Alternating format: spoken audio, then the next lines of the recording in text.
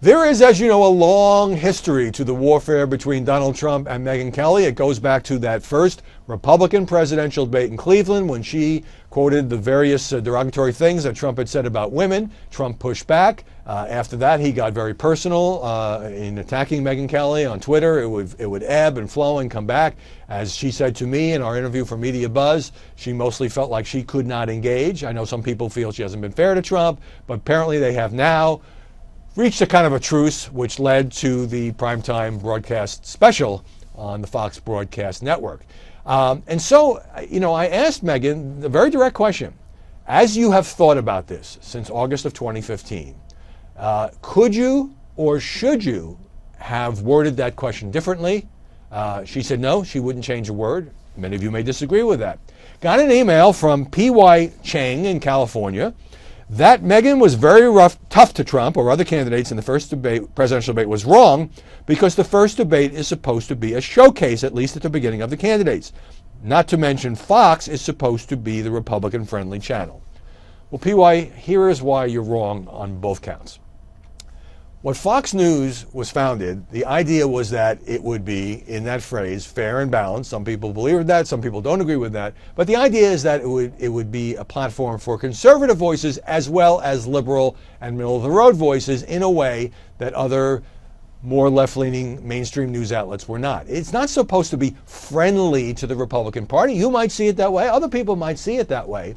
But here's the evidence for me, leaving aside the commentary side, leaving aside the opinion side of the network, the news division doesn't try to favor any party. I'm talking about people like Bret Baier and Chris Wallace and many of the fine reporters at Fox.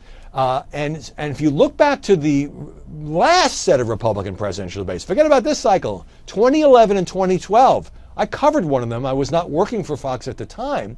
And I was very impressed at how it was the same team, Chris, Megyn, Bret, how aggressively they went after those Republican candidates with carefully honed questions designed to bring out any contradictions in what they'd said, to put them on the defensive, to get them to have to hit Major League pitching. We see the same thing, not just with Trump, but people forget the kind of tough questions that were asked to Ted Cruz, to Marco Rubio, to Jeb Bush, and the other Republican candidates.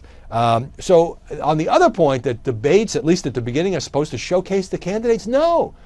If you're running for president, you have to get on that debate stage the very first time and hit the tough pitching. It's not there to showcase you. You want to showcase yourself. You can buy ads. You can give speeches. You can take out op-eds. You can go on YouTube. You can go on Snapchat. You can go on Facebook. You can do all those things. When you're facing a panel of journalists, and this is true whether you're on CNN or MSNBC or ABC, CBS, CNN, what I'm leaving out, NBC, and Fox News, you're there to answer hard questions about policy and other matters, like would you pledge to support the Republican nominee, so that the people watching at home can judge you as a potential president. That's what the debates are about, and I'm not the only one. There's a broad consensus that when it comes to those kinds of aggressive questions, that Fox News has done a pretty good job.